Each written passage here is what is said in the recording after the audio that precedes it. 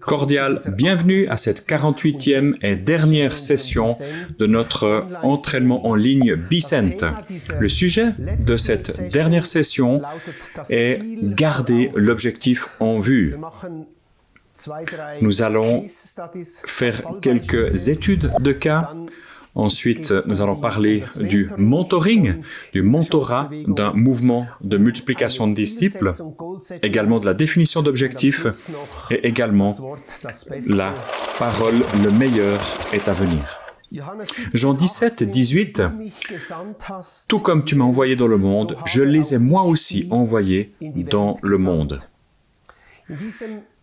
Dans tout cet entraînement, il est question d'entraînement et du ministère d'envoi et de l'entraînement pour ce ministère d'envoi. En partant de ce passage biblique, eh bien, nous avons déclaré Jésus comme le grand envoyé, comme le modèle pour chaque étape de l'envoi que nous vivons dans l'envoi. Nous avons aussi parlé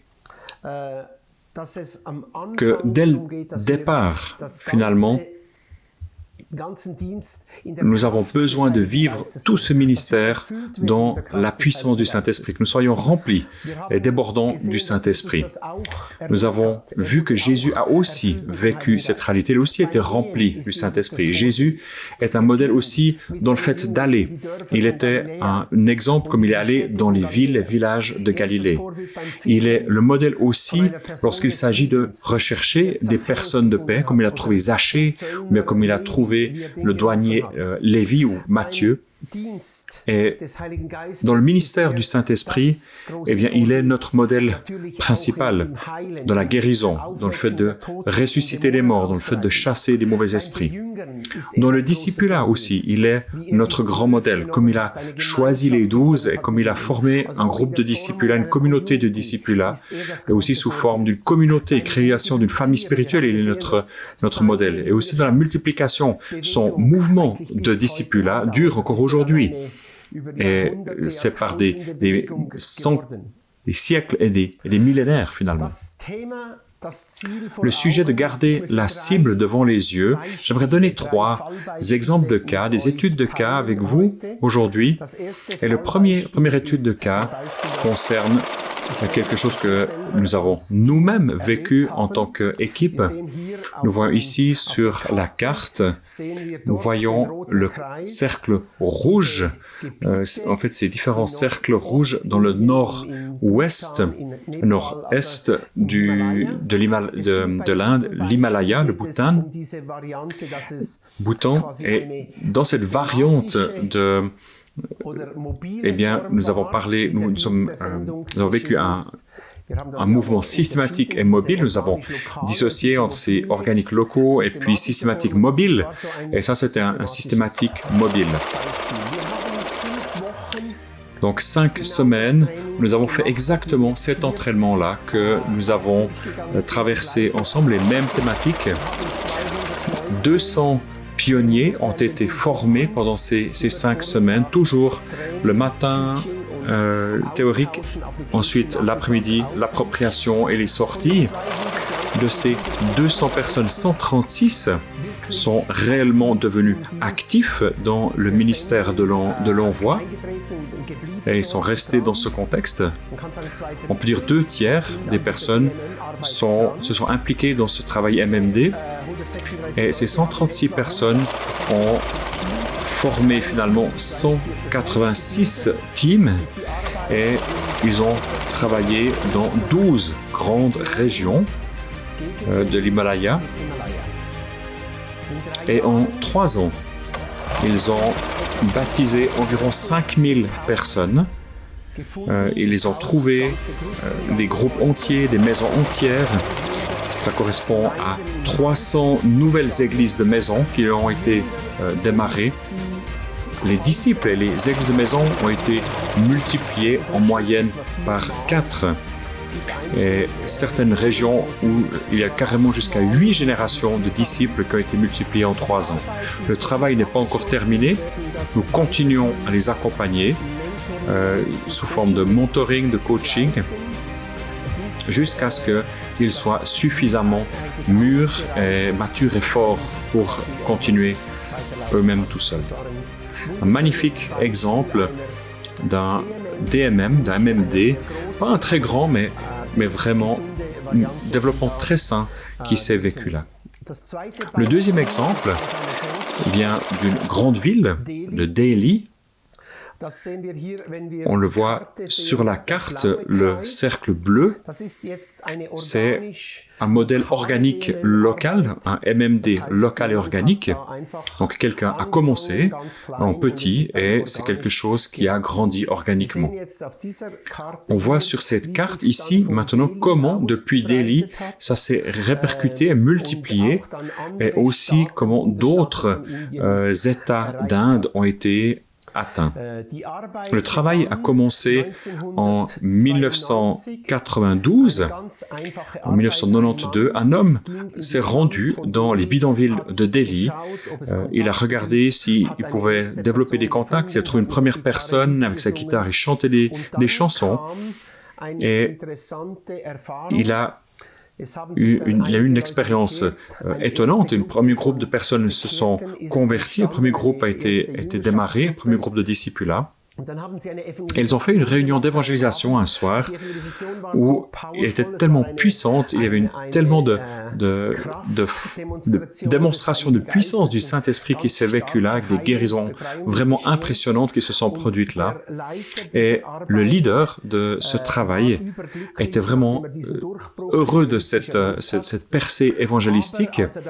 Mais le soir, lorsqu'il est rentré à la maison, il n'arrivait pas à dormir. Et dans les heures de la matinée, 3 heures du matin ou autre, le Seigneur lui a parlé et il lui a comme présenté une décision à prendre. Il a dit, soit tu continues dans ce ministère d'évangélisation de puissance et je te bénirai, ou alors tu peux commencer maintenant à former des personnes, les personnes que tu as gagnées, afin que eux puissent continuer à partager l'évangile et qu'ils deviennent des faiseurs de disciples qui font des disciples. Et il a quasiment dû décider entre ce ministère de plateforme d'un évangéliste ou bien d'un ministère d'évangéliste, d'envoyé, et il s'est décidé pour le mandat de discipulat.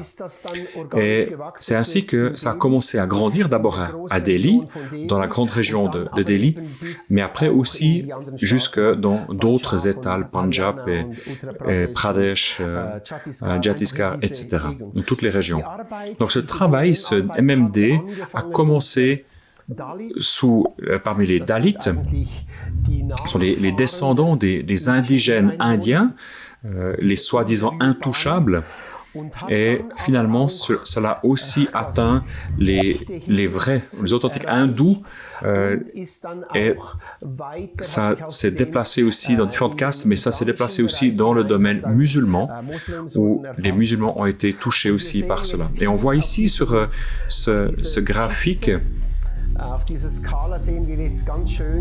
nous voyons très bien comment il y a eu cette croissance exponentielle, comment ça a grandi entre 1992 et 2018. Nous voyons aussi sur la première image comment ça s'est multiplié dans le contexte urbain, dans la grande ville, comment les groupes se sont multipliés. Et dans une deuxième image, on voit comment le développement a été vécu dans les églises, dans les maisons, mais à la campagne, aussi durant cette période. Et dans la prochaine image, on voit aussi comment, un peu plus tard, comment ça a commencé à se multiplier aussi à partir de 2001. là environ, comment ça s'est multiplié en contexte musulman, comment des foyers, des maisonnées musulmanes se sont convertis dans ces régions. Et quand on prend toutes ces multiplications ensemble, soit en ville et en campagne, tous les groupes de maisons et toutes les cellules, eh bien, on voit on a une vue d'ensemble sur ces 25 années de travail qui se sont vécues et ce qui s'est développé simplement à la base d'une personne qui s'est convertie. Dans ces 25 ans, il y a vraiment un MMD, un mouvement de multiplication de disciples qui a touché environ 500 000 baptisés, environ 50 000, près 540 000 baptisés aujourd'hui, et même plus en 2018, et qui sont environ 50 000 communautés de foi qui ont été implantées dans ce contexte.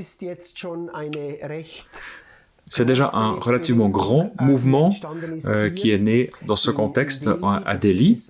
C'est un ami à moi depuis de nombreuses années déjà. Je les connais, je visite leur travail, je les accompagne. Et je vois que ça grandit d'une manière organique et très saine. Ça continue. C'est pas comme s'il y a besoin d'efforts particuliers. C'est simplement au travers de cette inertie, de ce point de basculement qui a été atteint. Le troisième cas d'étude, c'est aussi en Inde. Inde est vraiment une nation leader dans le développement des MMD, dans le développement des mouvements de discipulat, multiplication de discipulat. Le troisième exemple qui est donné là, comme le premier, est un projet systématique et mobile. Et là, il y a une personne qui joue un rôle clé, c'est le docteur Victor Choudhary, qui est un peu comme le grand-père de ces MMD en Inde. Et il a fait cela de manière locale, en Inde du centre, et il n'a pas seulement fait cela dans un seul endroit, mais il a démarré des endroits, des multiplications dans différents endroits, ce qui fait que plusieurs mouvements ont été démarrés en Inde. C'est intéressant, après sa retraite anticipée à l'âge de 60 ans, eh bien, il a commencé à travailler à ce moment-là, donc avec ce travail de multiplication de discipulat, et maintenant, il l'a fait de manière à ce que dans différentes régions en Inde, simultanément, il a développé ce travail-là. Donc, entre son 60e et son 80e anniversaire, donc ça c'est 20 années de service, donc c'est déjà un homme d'âge avancé. Il y a 25 mouvements de ce type qui sont nés, où il a été fondateur, où il a formé des personnes dans le local et dans le national. Donc il a créé comme une espèce de chaîne entière d'entraînement et d'entraîner pour les envoyer. Donc ces développements, ces étapes de développement en détail, c'est assez intéressant. Il y a des disciples qui sont entraînés et équipés pour le ministère d'envoi. C'est une forme, une manière de vivre l'entraînement. On entraîne des disciples pour qu'ils aillent, pour vivre ce ministère d'envoi.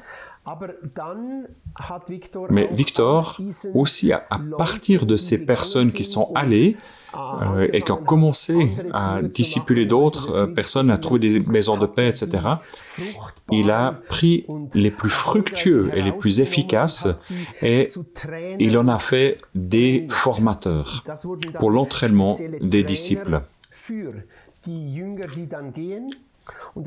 Et puis, parmi ces entraîneurs qui ont réussi ce ministère-là, il a pris encore une fois les plus efficaces et il a fait des entraîneurs d'entraîneurs, des maîtres entraîneurs, des master trainers. Et au travers de ce système, donc de cet équipement, de cet entraînement de maîtres entraîneurs, eh bien, dans ces 20 années, il a pu développé 25 mouvements de discipulat en Inde et il y a des millions de personnes qui ont été baptisées et des centaines de milliers de nouvelles familles spirituelles, de communautés de foi qui ont été implantées en Inde. C'est probablement un des ministères les plus efficaces, plus fructueux qui se sont produits en âge moderne au travers de l'entraînement, de la formation de personnes qui à nouveau formé d'autres personnes pour l'envoi. Gardez l'objectif en vue. Lorsque un MMD naît, vient au monde, il a aussi besoin d'être accompagné, d'être mentoré. On ne peut pas juste laisser se dérouler tout seul. Il y a besoin de ce mentoring, cet accompagnement d'un mouvement organique en croissance. Le ministère d'envoi, on a expliqué ces deux variantes. La première variante, c'est que nous vivons à un endroit, nous commençons à un endroit, nous trouvons une personne de paix et lentement, il y a un développement un mouvement discipulat qui se développe. Le deuxième modèle, c'est que nous allons à un autre endroit en tant qu'équipe. Et nous implantons là un mouvement de discipulat à un nouvel endroit. Peut-être que nous sommes même allés dans une autre culture ou peut-être dans une autre région. Et nous avons cet exemple lorsque nous vivons le mouvement de manière organique. Nous avons vu Jésus qui, pendant 3 ans, a investi dans ses disciples. Et si nous avançons de manière plus systématique, de manière mobile, eh bien, nous avons des durées plus courtes où nous entraînons les gens, où les personnes commencent plus vite, elles, à développer des mouvements de discipulat. Et si nous avons moins de temps pour discipuler les personnes, pour entraîner les gens, eh bien, nous avons besoin d'accompagner finalement ces mouvements pendant un certain temps. Sinon, il y aura des lacunes parce que au début, il y avait insuffisamment de temps pour faire un entraînement complet. Donc si nous regardons comment Jésus a vécu cela, Jésus a vécu le modèle organique. L'apôtre Paul, très spécifiquement dans le premier et deuxième voyage missionnaire, c'était un mouvement mobile et systématique. Il a vécu ce deuxième type de modèle. Et si maintenant un MMD est lancé, mais que finalement les envoyés ne sont pas encore complètement entraînés et prêts à l'envoi et n'ont pas encore acquis suffisamment d'expérience pour pratiquer dans ces 5 domaines d'envoi. Elles n'ont pas encore trop d'expérience pratique dans ce qui concerne le fait de trouver une personne de paix, le fait de le discipulat ou démarrer des communautés, quand ils ont encore des lacunes dans ces 5 domaines, comme la multiplication aussi, eh bien, alors il y a besoin d'un encadrement, il y a besoin d'un mentoring, afin que ces lacunes puissent être comblées. L'apôtre Paul, dans ses 2 premiers voyages missionnaires, alors parfois, il allait relativement rapidement d'un endroit vers un autre, à Antioche par exemple, ou à Lystre, ou à Derbe, au cours de ces 2 premiers voyages missionnaires. Peut-être des fois, il était 3 mois à un endroit et il continuait déjà plus loin. C'est pourquoi, maintenant, il a besoin, pour ce genre de situation, des situations du travail qui a été commencé, il aura besoin d'un bon et un saint encadrement pour le développement. Nous voyons ici sur la carte les régions que Paul a visitées dans ses voyages missionnaires. Et typiquement dans le premier et le deuxième voyage missionnaire de Paul, la première aujourd'hui dans l'actuelle Turquie, la deuxième en Grèce, en Europe, eh bien, ces œuvres-là avaient besoin de mentoring de la part de Paul. Le mentoring peut se produire de manière indirecte, donc un contact indirect avec les gens qui sont déjà envoyés. À l'époque, on écrivait des lettres. Paul a écrit de longues lettres de mentoring aux églises ou à ses disciples aussi. Et aujourd'hui, peut-être qu'on travaillerait avec des moyens de la visioconférence ou par mail ou bien par téléphone. Mais il y a souvent dans le mentoring, il y a besoin aussi d'une visite. Et comme Paul l'a fait aussi, il allait visiter les différentes églises. Ici, peut-être un exemple pratique, comment nous le faisons dans le cadre du mentoring. Une fois par mois, nous visitons toutes les équipes qui sont dehors sur le terrain et qui démarrent un mouvement de multiplication de disciples. Ceux qui visitent, qui cherchent les personnes de paix, qui implantent des églises. Donc, une fois par mois, nous les visitons. Une fois tous les 6 mois, nous avons une rencontre plus intensive encore avec ces gens. Nous vivons une semaine entière avec ces personnes où nous entendons les rapports des différentes régions, où nous faisons des évaluations, nous faisons aussi certains éléments d'entraînement qui sont nécessaires où il y a encore des lacunes. L'entraînement ou le mentoring plutôt, il comprend lorsque nous allons dans le terrain et que nous visitons tout dans le terrain où les gens sont en train d'œuvrer, eh bien, ça comporte finalement 4 domaines de mentorat. D'abord, l'équipe des envoyés, des personnes qui ont été envoyées pour démarrer un MMD. Nous accompagnons aussi les différents membres de l'équipe individuellement, ou bien nous rencontrons aussi les nouveaux disciples, les leaders aussi qui sont sur place et les leaders qu'eux ont formés, aussi les groupes et les familles spirituelles qu'ils ont démarré. Donc le mentoring de l'équipe, le mentorat de l'équipe, lorsque nous nous rendons sur place, que nous visitons une équipe, eh bien nous examinons certainement comment se vit la vie spirituelle de cette équipe sous forme de communauté. Est-ce qu'ils ont, en tant qu'équipe, des temps de communion où ils se nourrissent de la parole de Dieu, où ils ont de la communion ensemble, fraternelle, où ils mangent ensemble, où ils prennent la scène, où ils prient aussi ensemble. Et nous regardons aussi, sont-ils fidèles et sont-ils aussi féconds dans le ministère qui leur est confié? Nous vérifions si l'arbre porte le bon fruit quelque part. Est-ce qu'ils vont régulièrement? Trouvent-ils des personnes de paix? Est-ce qu'ils sont en train de faire des baptêmes régulièrement? Est-ce qu'ils construisent régulièrement des familles spirituelles?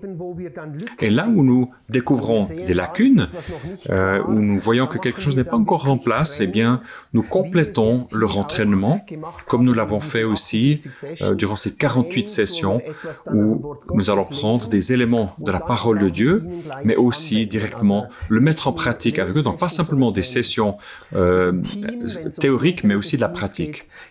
Avec le team, des fois, il y a des conflits d'équipe aussi qui doivent être résolus. Nous regardons aussi, est-ce que l'équipe elle-même se multiplie?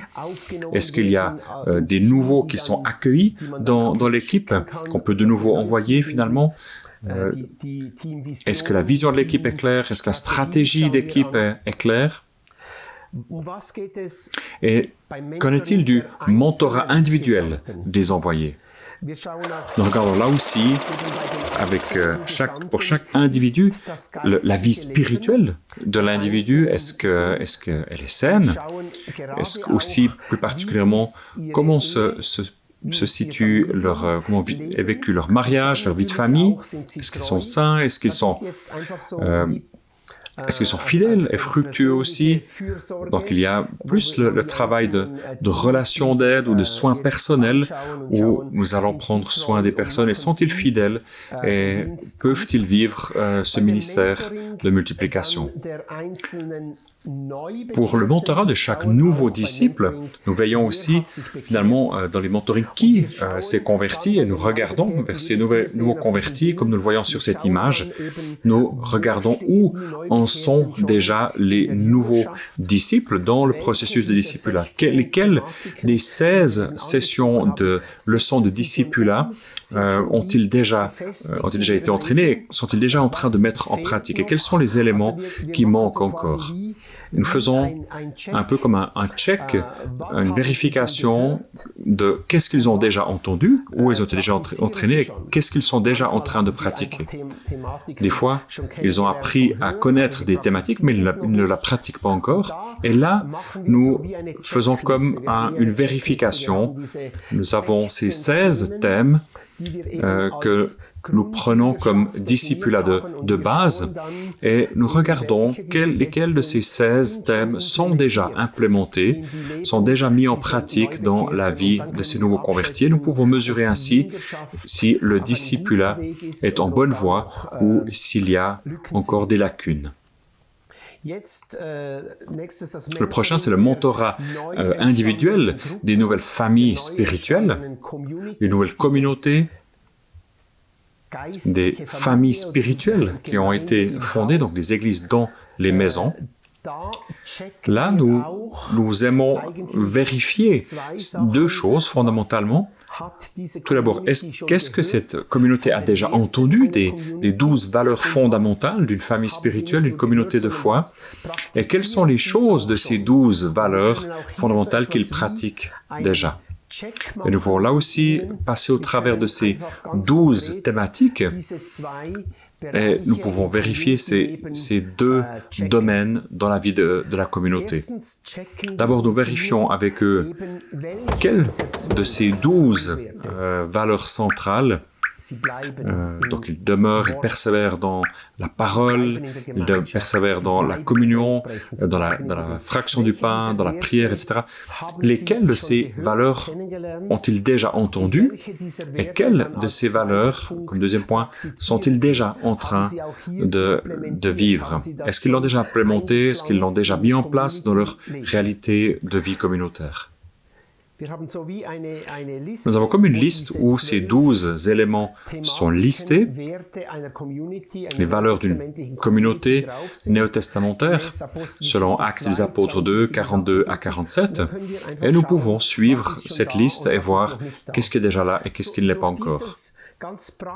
Et au travers aussi de cette vérification très pratique des qualités des disciples, mais aussi des qualités de la communauté, eh bien, nous pouvons relativement bien sentir dans quelle mesure ce mouvement est sain, ce mouvement qui est en train de naître. On voit aussi où sont les lacunes, où il y a peut-être des choses qui ne sont pas encore en place, où les choses ne sont pas encore vécues, et il se pourrait que là, on puisse entraîner les équipes de manière supplémentaire pour qu'ils n'oublient pas certains domaines de manière spécifique.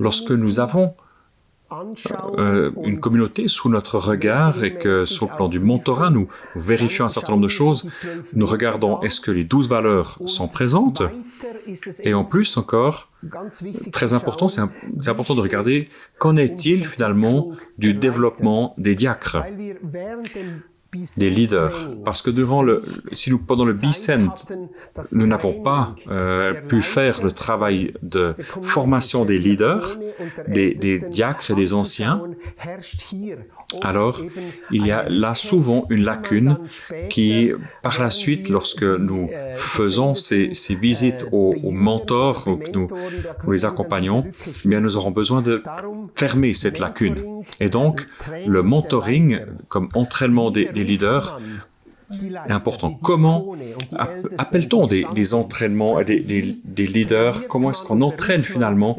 les 5 ministères? C'est souvent un sujet de mentoring que nous avons besoin de reprendre plus tard. Nous allons voir ça tout à l'heure. Il y a souvent un vide à combler pendant la période de mentorat. Et Paul lui-même a également fait cela. Il a eu insuffisamment de temps pour entraîner Timothée et Tite pour tous les sujets. Et par exemple, à Derbe ou à Antioche. Et Paul a donc, dans ses lettres à Timothée et Tite, il a écrit finalement cette partie-là de l'entraînement, il l'a rattrapé, il a clos ce vide à combler.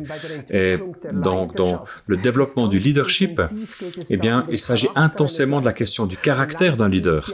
Un leader, c'est un disciple. Spirituellement, c'est quelqu'un qui est entraîné. Mais on attend davantage d'un leader d'avoir un bon caractère, d'avoir une vie biblique, un mariage biblique, une vie familiale solide. Et ce sont des thématiques que nous avons besoin de compléter dans l'entraînement durant le temps de mentoring. Et même l'introduction, la compréhension, la mise en place des 5 ministères, c'est aussi quelque chose qui correspond à une lacune qui, par la suite, durant le mentoring, ont besoin d'être introduits. Lorsque nous regardons dans les lettres de l'apôtre Paul, par exemple, la lettre à son disciple Tite, ou à son disciple Timothée, nous voyons que Paul traite exactement ces sujets-là avec eux. Ce sont des thèmes, ces thèmes d'entraînement, donc le caractère d'un leader, le ministère de transformation, qui permet de transformer le caractère d'un leader. Également, nous regardons pour les leaders que leur mariage et leur vie familiale soient solides, soient bibliques, bien fondés. Également, le service dans les 5 ministères sur l'Éphésiens 4, 11. Ce sont les thématiques que l'apôtre Paul a comme rattrapées dans son rôle de mentor pour les communautés. Il les a implémentées, il a donné les instructions au sujet de ces éléments-là.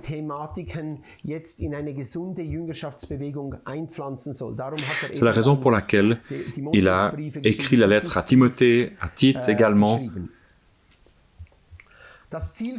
Donc, gardez la cible devant l'objectif devant les yeux, le fait de définir des objectifs, typiquement aussi concernant la quantité et les objectifs aussi, c'est certainement un acte de foi.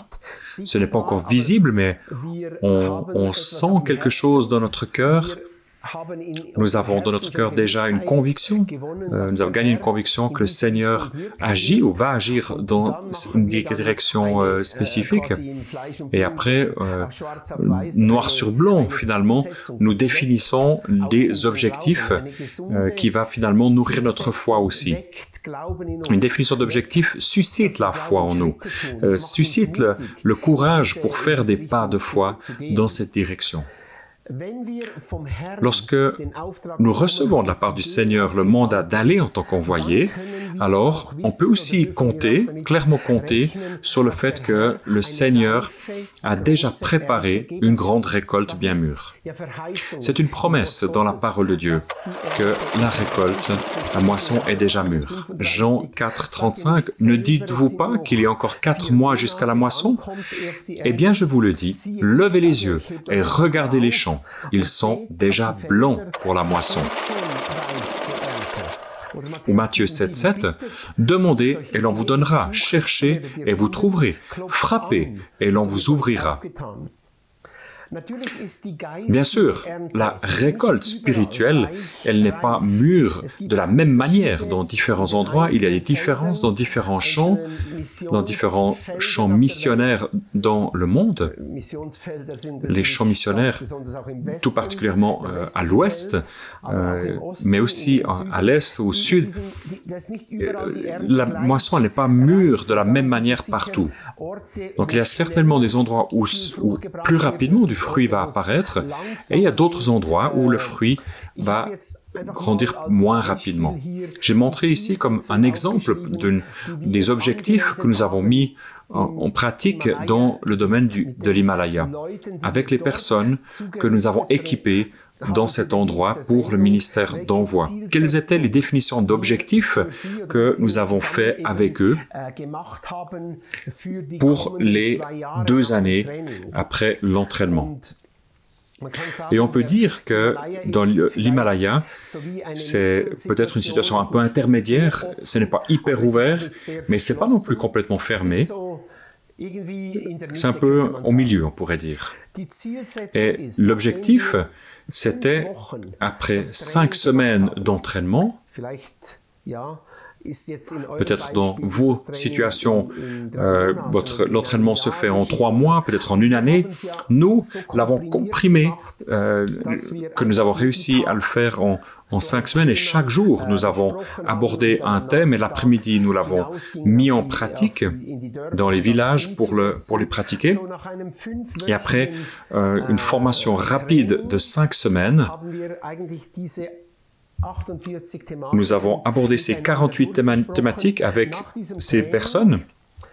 Et après cet entraînement, nous avons envoyé les personnes et nous leur avons donné des objectifs. Dans l'entraînement, eh bien, il s'est produit la chose suivante.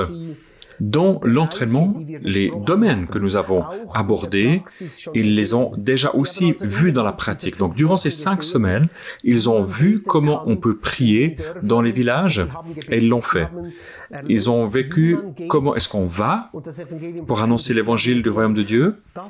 Ils ont vu que lorsque nous trouvons des personnes de paix, eh bien que c'est effectivement réel, ça se passe vraiment. Ils ont des maisons entières ont déjà été baptisées durant ces 5 semaines. Ils ont commencé le discipulat durant ces 5 semaines déjà. Ils ont démarré une église dans la maison, directement dans chez ces personnes de paix. Ils ont commencé cela déjà. Ils ont étudié Actes des Apôtres 2 et avec les personnes directement dans les maisons, ils ont vécu des rencontres de communauté. Et ils ont déjà vu comment ce groupe de nouveaux convertis lui-même a déjà commencé à annoncer l'évangile et d'amener des personnes à la foi, de les guérir et que d'autres personnes de paix ont été trouvées. Et donc, dans cet entraînement, chaque 5 étapes, on les a déjà vécues ensemble jusqu'à carrément à la premier niveau de multiplication de disciples et de famille spirituelle. Et maintenant, les objectifs. Nous envoyons les personnes pour que, dans le cadre des premiers 6 mois après l'entraînement, ils puissent, dans leur nouvel environnement, développer une communauté de foi dans les maisons. En taille moyenne, nous prenons 5, 6, 7 personnes dans un tel groupe. Ça peut être 10 personnes, ça peut aussi être 5, peu importe finalement, comme avec Jésus. Mais nous prenons une valeur moyenne. Nous attendons à ce que, après 6 mois, ils aient trouvé une équipe et qu'ils les baptisent ensemble et qu'ils commencent le discipulat avec ces personnes. Donc, le discipulat selon ces 16 thèmes de discipulat que nous avons appris ensemble. Ça veut dire qu'ils démarrent leur première génération de disciples et une première génération d'une famille spirituelle dans une maison de paix. Ça, c'est l'objectif des premiers 6 mois. Une communauté dans les maisons, 7 disciples, 7 baptisés, les membres de cette nouvelle communauté et que le discipulat soit vécu avec eux. Après 12 mois, nous aimerions que ces personnes que nous envoyons,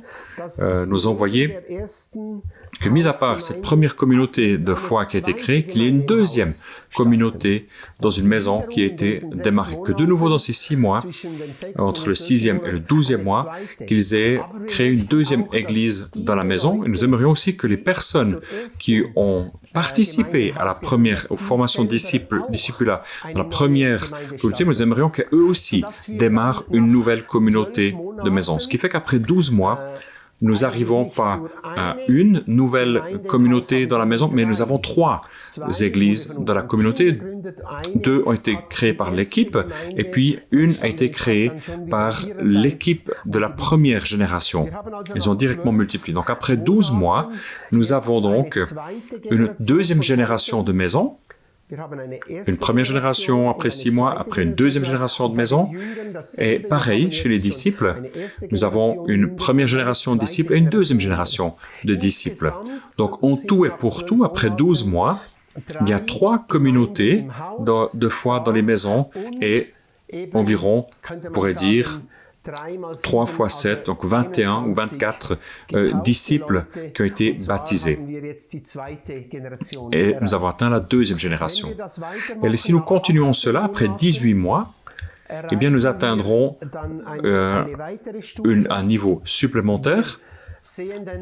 Nous voyons que l'équipe, dans ces prochains 6 mois, donc 12e et 18e mois, elle a de nouveau fondé une nouvelle église, mais aussi les communautés qui ont été déjà établies, que eux aussi, de leur côté, ont fondé une nouvelle génération, une nouvelle église. Et donc, après 18 mois, nous avons 7 communautés dans les maisons, et nous avons aussi 49, 7 fois 7 disciples qui sont baptisés, avec lesquels nous vivons le discipulat. Et ensuite, après 24 mois, eh bien, ça continue dans ce système et les envoyés, eux aussi, ont créé une nouvelle église et les églises existantes créent aussi des nouvelles églises. Ce qui fait qu'après 24 mois, nous avons 15 communautés dans la maison et 120 personnes baptisées. Et c'est déjà la 4e génération. C'est réaliste, c'est ce que nous avons vécu là, dans l'Himalaya, parce qu'il y avait des objectifs de foi, mais c'était les objectifs de foi qui étaient couverts aussi par Dieu, et Dieu l'a donné comme ça, a confirmé cela, comme il l'avait promis. Et c'est vraiment une joie de voir comment ce mouvement continue simplement à se multiplier, comment les disciples font de nouveau d'autres disciples, comment les églises dans les maisons font encore des nouvelles églises dans les maisons, comme une MMD naît. La clé de base pour le tout, c'est, et ça reste que lorsque nous trouvons des personnes, c'est que nous en fassions vraiment des disciples qui font à nouveau des disciples. Le mandat de discipulat, c'est le cœur, c'est la valeur de cœur de toute multiplication. C'est le cœur de tout mouvement. Gardez l'objectif devant les yeux. La dernière pensée à ce sujet, c'est que le meilleur est à venir. Au début, lorsque Jésus est retourné auprès du Père, lorsqu'il est monté sur cette colline et qu'il a rassemblé ses disciples, lorsqu'il a comme donné son testament, sa parole finale, il a dit cette parole extraordinaire où il dit « Tout pouvoir m'a été donné dans le ciel et sur la terre. » Et c'est la raison pour laquelle « Allez, faites de toutes les nations des disciples. Baptisez-les au nom du Père, du Fils et du Saint-Esprit et apprenez-leur, enseignez-leur, entraînez-leur à mettre en pratique tout ce que je vous ai prescrit. » Et c'est là que ce mouvement a commencé, ce mouvement de discipulat, ce projet du royaume de Dieu, cette entreprise principale finalement de l'Église jusqu'à ce que Jésus revienne. Nous sommes au cœur là, dans l'œil du cyclone quelque part. On pourrait dire qu'on est au cœur de notre vocation, notre appel. Cet envoi dans le monde de faire des disciples qui devient réel. Et nous lisons ensuite, à la fin aussi dans Matthieu 24, 14, comment ce sera à la fin des temps, juste avant que Jésus revienne. Il y a ce discours extraordinaire de Matthieu 24 où Jésus parle de la fin des temps. Ils étaient dans le temple, lui et ses disciples à Jérusalem, et ses disciples l'ont demandé, mais quand est-ce que la fin viendra? Quels seront les signes précurseurs que tu reviennes? À quoi nous allons reconnaître que nous sommes dans la fin des temps? Et là, Jésus donne ce discours. Comme plein de choses vont se produire, quelque chose qui paraît déprimant au début, dans un premier regard, il parle de guerre et de bruit de guerre. Il est question de faim, de famine, il est question aussi de beaucoup de fausses religiosités sera présente. Il parle aussi que l'amour dans les cœurs des personnes va se refroidir. Et en plein milieu de cela, juste là, quand l'image devient vraiment très très sombre, c'est comme un éclair qui vient, et cette parole puissante qui dit, lorsque tout cela sera arrivé, alors cette bonne nouvelle du royaume sera proclamée dans le monde entier pour servir de témoignage à toutes les nations. Alors viendra la fin. Et ce sera le début d'un temps nouveau pour Dieu. C'est une formulation très forte en grec. cela va se produire. L'évangile du royaume va être proclamé. C'est une assurance totale dans cette parole. C'est une promesse de Dieu. Il met sa main au feu pour cela. Ça ne peut pas être brisé. Ça va se produire de cette manière-là, que cet évangile du royaume de Dieu va être annoncé et proclamé dans le monde entier.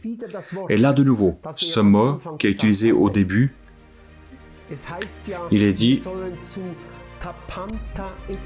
nous sommes invités à aller dans tous les groupes ethniques. C'était le mandat de départ, que tout groupe ethnique sur le monde entier soit amené à être disciple. Et à la fin, de nouveau, cette parole, et là, l'évangile du royaume de Dieu sera proclamé sur toute la terre, comme témoignage pour tous les groupes ethniques. Donc tout ce qui a été donné en mandat, eh bien ça va vraiment se passer. Et tout le Bicente, tout le fait d'être envoyé dans le monde, ça a à voir avec cela. Que nous entrons dans un temps où ces choses-là vont se produire, dans le monde entier, pour tous les peuples. Et tous les peuples, ça veut dire vraiment tous les peuples. Il va y avoir une proclamation mondiale, une moisson mondiale, une annonce massive, une venue massive du royaume de Dieu. Et ça doit être le point final de cet entraînement, que nous soyons choisis ou autorisés et honorés de pouvoir contribuer à cette venue massive du royaume de Dieu, à cette moisson extraordinaire qui est en train de se profiler, et de pouvoir participer au fait que les réserves, les greniers de Dieu se remplissent de tout ce fruit. Et cette bonne nouvelle du royaume de Dieu sera proclamée dans le monde entier pour servir de témoignage à toutes les nations. Alors viendra la fin. Là aussi, une appropriation, elle est identique. Nous aimerions que, concernant le mentoring, garder l'objectif devant les yeux, que quelqu'un puisse répéter cet enseignement, les autres complètent si nécessaire. Nous avons aussi un temps de discussion de groupe, clarifier des questions qui sont là, et puis aussi noter des observations personnelles que nous avons tirées de cet enseignement, ce que le Saint-Esprit nous a confié.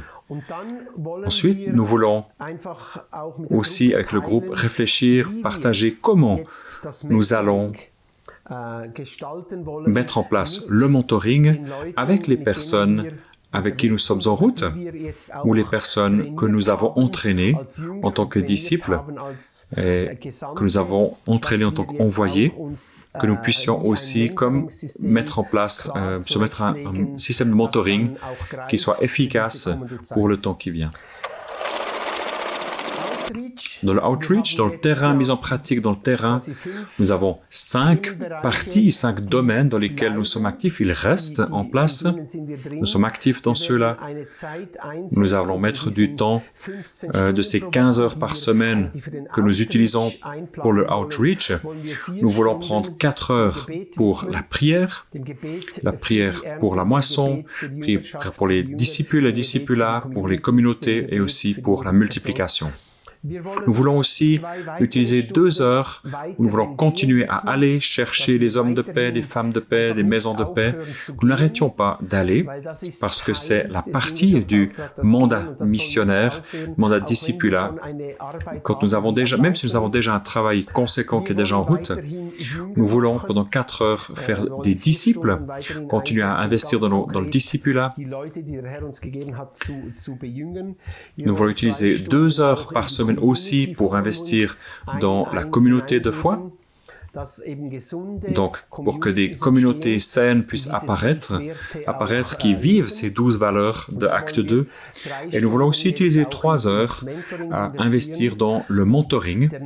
Et le point ici qui est nouveau, c'est que nous voulons introduire le système de mentorat tout concrètement à tous les niveaux pour pouvoir combler un certain nombre de lacunes et que nous commencions à le pratiquer pour que ces personnes qui sont déjà en route de manière autonome en train de faire des disciples et de donner le discipulat plus loin, et bien que nous soyons en mentoring avec ces personnes et qu'ils puissent recevoir un accompagnement de mentorat, que justement des lacunes soient comblées et qu'ils soient encouragés à continuer cette œuvre du Seigneur. Et là aussi, dans cette dernière unité, en ce qui concerne le mentoring, très important que nous ne soyons pas simplement en théorie, si nous ne le mettons pas en pratique et que nous sommes simplement en train de réfléchir à ce sujet, eh bien, ça va rester sans fruit. Par contre, si nous le mettons en pratique, eh bien, ça va être une grande bénédiction et ça va produire un grand fruit qui va demeurer pour le royaume de Dieu.